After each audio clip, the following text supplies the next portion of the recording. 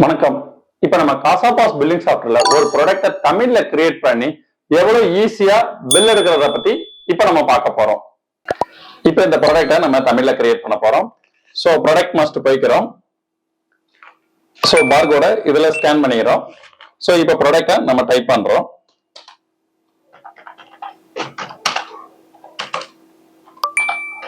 So English product name type பண்ணிட்டு enter கொடுத்தனே Tamil product name கேட்கும்.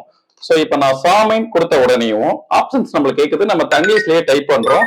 அதுக்கேற்ற மாதிரி தமிழ்ல லெட்டர்ஸ் வருது. சோ இங்க அரிசி கொடுத்த உடனே அரிசி தங்கிலீஷ்ல கொடுத்தனே அதுக்கேற்ற மாதிரி லெட்டர்ஸ் காட்டுது, நம்ம சூஸ் பண்ணிக்கிறோம். சோ இவ்வளவுதான் இதோட ப்ராடக்டோட செலக்ஷன்ஸ் நம்ம முடிச்சுட்டு கேட்டகரியை செலக்ட் பண்ண போறோம், சப்ளையர் செலக்ட் பண்ண போறோம், இது யூனிட் ஆஃப் மெஷர்மெண்ட் செலக்ட் பண்றோம்.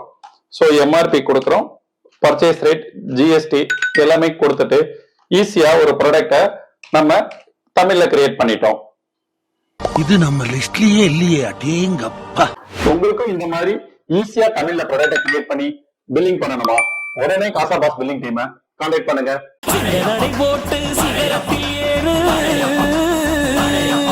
Who are you, man?